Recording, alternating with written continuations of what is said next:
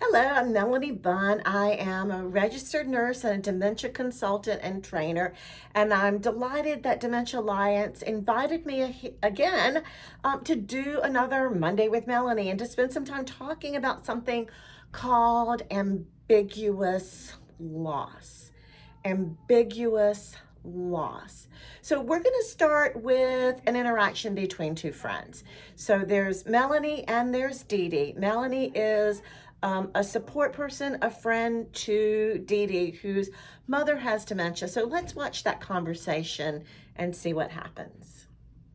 I'm so glad you could meet me for some coffee, Dee Dee. Yeah, thank you for taking the time. I Yes. appreciate it. I know. I wanted, I've been thinking about you, and I just was wondering, how are things going with your mom? Um, you know, it's good. There's good days, but it's a challenge. Mm-hmm. I think she's in a facility now. Yeah.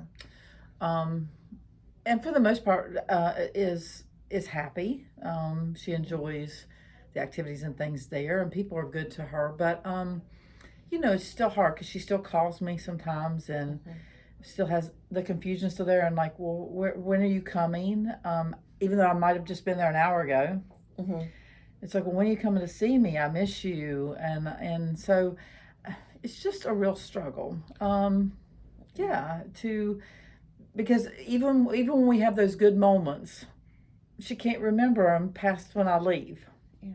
So it's kind of like she's there, and simultaneously she's not there. Right, So right. she's kind of there, sometimes physically, and sometimes you're not with her physically, and sometimes she's there emotionally and relationship, and sometimes Yeah, and I've learned it's hard, but sometimes even in the conversations when we're there, the stories don't make sense, of course, because she's talking about things that I know are not accurate.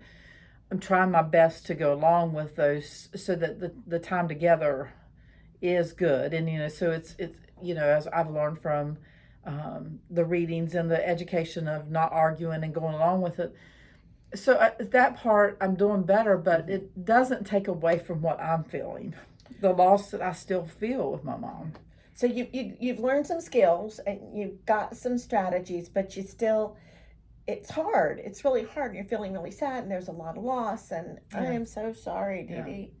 It's so hard. I mean, we want to fix it, Mm-hmm. and and then I'll have a level where we're having good days, and then all of a sudden I walk in maybe tomorrow, and she's declined to a different level, and so it's like a whole different set of losses. Yeah. So kind of this spiral Yeah. of loss, or this kind of cascade of losses. So, we've talked about things like the funeral that never ends, and kind of this chronic. And I was reading about something, and I wonder if it might be helpful to talk about a little bit. And what I was reading about was something called ambiguous loss. Hmm. And what it kind of means is that, like, if you're, when my dad died, there was, he was gone. He wasn't there anymore, and there were funerals, and there were visitations, and there were all these things that we did, and it was kind of like, okay, here we started here, and we ended here, and this is the transition. And so it's kind of, there's a path for that, but it sounds like with what you're going through, that's not the same. No, because I mean it's interesting. There was an end to it, Yeah. but there is no end to this right now. Mm-mm. So yeah, I mean, so basically the ambiguous loss. So how does that work exactly? So it's just allowing yourself then. Yeah. Well, I think there's a lot of different things, and I've got some stuff you can look at and, Okay. and read about, because I know that works for you. But it's this idea of kind of acknowledging the grief and the loss, and having a way to kind of share it if you need to share it, Mm. but really kind of acknowledging it as important. And so just because it's not a permanent thing or a forever thing or a one-way thing, it's still really important. So it sounds like understanding that even now this is truly grief, Yeah. and it's a process of grief, even though it's not the final. Yeah. Okay. So I would love if you could provide some information yeah. on that and some reading or whatever. I think that would be very helpful. Yeah, and finding some ways to kind of express it Yeah. in a way that you can get support and it can help you kind of with your energy and with your acknowledging it and kind of claiming it in a way. Yeah, definitely. I'm glad. I All could right. use that. I appreciate it so much. Mm. Thank you for your support. All right, so we're going to come back and take apart some of the things that you saw in that interaction, but let's start with this idea of ambiguous loss. If you take those two words apart and you kind of think about them, you've got ambiguous, which means something is kind of not very defined, and you've got loss, which means something is not there the way it was. Dr. Pauline Boss kind of developed this whole approach and theory, which has really changed the world of understanding of how people grieve, especially in these situations where there are losses without resolution, where there might be a loss that might be kind of unclear. So this might be anything from a physical loss where maybe there's a kidnapping, or maybe a missing person, or maybe a child who's out of touch when they go to college, or a person living with dementia who maybe physically used to be in this space with us, but now is somewhere else, that we don't have them physically present with us all the time. Or maybe that physical presence was a voice on the phone, and now we don't have that physical connection with that person anymore. There also is psychological ambiguous grief or ambiguous loss, and that is when the connection is missing. The relationship is changed in some really powerful, meaningful kind of way. So maybe the person is there physically, but maybe that mind is different, is changing. Maybe what used to be there is missing. That person some of the pieces of that person aren't there anymore. It's hard to kind of figure out with dementia because there are fluctuations of when there's that connection, that person gets it, we've got it, we're okay, it's working, and not so much sometimes. So it kind of overlays this idea of ambiguous loss and grief kind of intersect and overlay. And they intersect and overlay in this idea that grief doesn't move through a series of recognizable sequential steps. So Elizabeth Kubler-Ross did fantastic work thinking about people who were considering their own dying, and came up with kind of a series of emotional steps, of cognitive steps that people went through, of transitions, of processes that people went through.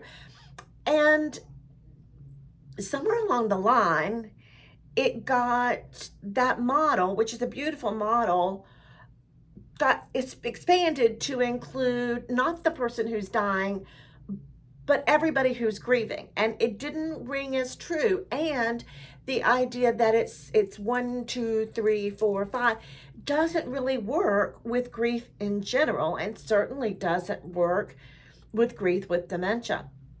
Because grief doesn't have a timeline, especially in this idea of ambiguous loss.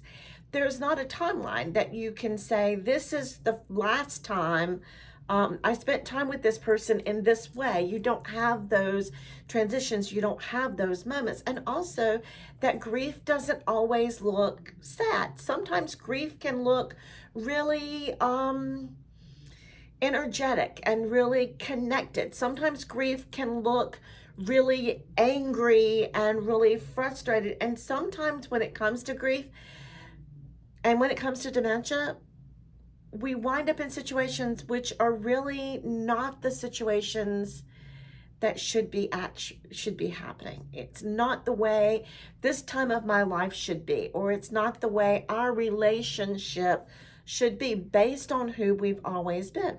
So where ambiguous loss gets really complicated is some of the ways it's different. So if there's a death in the family, or if there is something, an estrangement in a family, there's something really, it was here and now it's not. There are ways we support through that. There are rituals. We have funerals. We have visitations. We have other kinds of moments where we as a community collectively grieve. But with ambiguous loss, particularly because it's what I know about the most, ambiguous loss related to dementia, there's this complication of we don't get together and communally grieve. We grieve independently and separately, and we have different perspectives of it. And we often even don't, because of stigmas and expectations, we often don't even talk about what is happening to have any opportunity for kind of communal grieving, for kind of talking about things together and sharing those, not just the loss, but the beautiful ritual that happens often during funerals or during visitations, is that remembering, that those reminiscings, those remembering the fun times and the happy times and the sad times, but in context. With this ambiguous loss, there isn't really the opportunity to do that, and you never know when it's over. You never know when the last time is going to be. So when is the last time my mom knows me? Or when is the last meal we have in our home? Sometimes we know those, but we never quite, because the person still exists. The person is still, we don't quite know when and how that's going to happen. But here's where it gets additionally more complicated, is grief is not containable. Grief is going to secrete itself through our pores. If we don't find healthy and supportive ways of dealing with grief, it's going to come out some way. So it might come out physically. It might come out with, I'm grieving, I'm having this ambiguous loss, things are changing. It might impact me physically. It might be I can't sleep, or I'm sleeping too much, or I can't eat, or I'm eating too much, or I can't rest, or I can only rest. It might affect me physically. It might affect emotionally with sadness and loss and anger and irritability and frustration. So that idea of some of those things that look like grief and loss, and some of the ones that really don't look like grief and loss. It might come out in behaviors, things like, kind of mentioned overeating with physical, but it could also be using eating as coping. It might be gambling, it might be shopping, it might be drinking, it might be something like that. Thinking about even energy levels might be impacted. That person who's always been high energy, able to do things, able to get things together, not really so much. And also some cognitive changes, that person who is having ambiguous loss, who is having ongoing grief, might not be able to organize things the way he or she used to, or might not be as on top of things when it comes to managing the home and the family and the school and the job and the. So some of those kinds of things might be changing a little bit because of what's going on in the background. How much energy and how much attention is being either focused on the grief and the loss, or focused on not exploring the grief and the loss. And unfortunately, sometimes when we don't, I said it seeps out your skin, sometimes it seeps out your mouth. And so you say something to the person living with dementia, or you say something to another family member, or to the person at DMV, or to any positive person at the grocery store. It just, that violence of language seeps out because there's so much energy and attention into shoving all of these feelings that are unresolved and unexpressed, shoving them all down. So it might come out as verbal violence. It might even come out as physical violence towards self or towards others. So because we as human beings deal with stress and this ambiguous loss, this ongoing unsupported grief, creates a sense of imbalance in our bodies and our brains and our souls and our spirits and our emotions and our relationships and our environments that lead to often something like fright, of withdrawing and staying to myself, or flight, pulling away, actively pulling away from other people, or fight, where I'm angry and frustrated. And that is how I try to get through these hard times. So I think probably everybody who's listening to this webinar probably can identify it either in themselves or in others around them. But that's not enough. What are we going to do about it? What can we do to make it different? Well, I think the first thing, and that's one of the things I wanted to bring out with the interaction between me and Dee Dee, was that idea of acknowledging that loss, of really speaking it out, either internally or to a friend or to a support group or to a family member, but speaking it out and acknowledging it, that this is crappy. This is a loss. I don't like this. It's not fair. It's not okay. And I can't measure it and I can't control it, but it's not what I want for my life. So finding that safe place to express it. And we've talked before about there are people who get it and people who don't, and make sure you claim some time with those people who get it, whether it's calling Dementia Alliance, whether it's being part of a support group, or calling your support group facilitator, or talking with someone who has been through it, who gets it. This next one is kind of hard, but it's really asking for some time and space to grieve. So I mentioned that idea of funerals, and we get together and we have rituals. Well, there's family medical leave, maybe if you're in an organization that has that structurally, but we often don't give bereavement time in a situation where the person hasn't died. And so I may be grieving, I may be bereaved because of a change in where my mom lives, or a change in my husband's abilities, and he may still be in the home with me, but I need some time and some space to grieve, either to process it for myself or to process it with support. So claiming that time and that space is really important.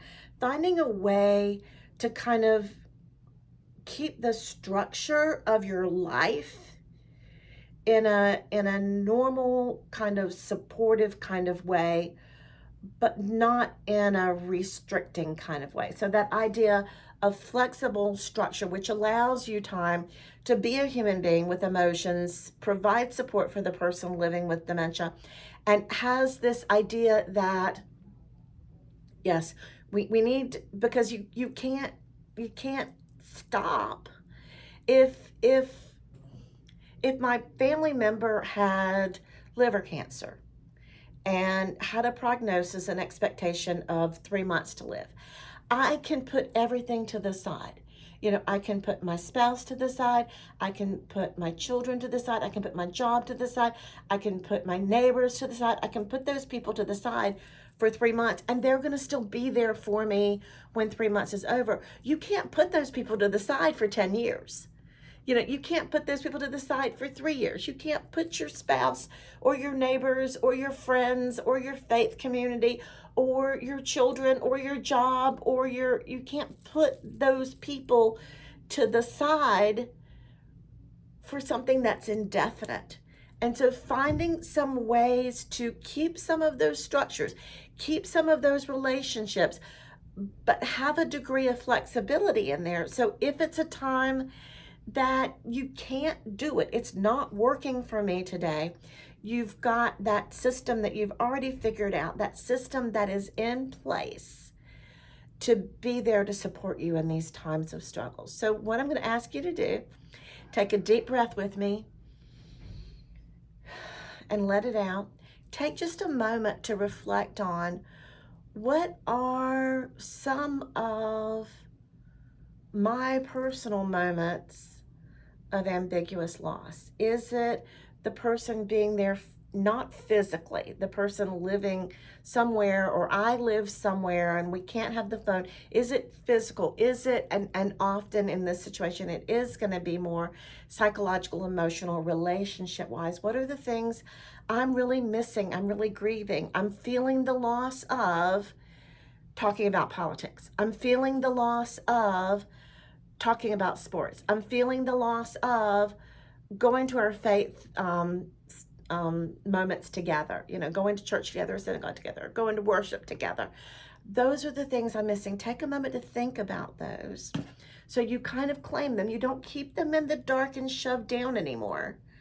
You take them and you look them up, whether it's to yourself, acknowledging them, or whether it's to a support group or a support group facilitator, calling the dementia navigators at Dementia Alliance, reaching out to say, I'm grieving. This is a loss. And yeah, there aren't any cards for, you know, I'm sorry you can't talk politics with your spouse anymore. You know, there aren't the cards for that. But reach out to those people who can find you and support you through those changes and losses so you can be healthier for yourself, so you can be healthier for the person living with dementia, so you can be healthier for your community. Thank you very much for joining me. And if you've got other questions or if you'd like to spend some more time investing in this, reach out to Dementia Alliance and go look at some of the other Monday with Melanies as well. Thank you for joining me.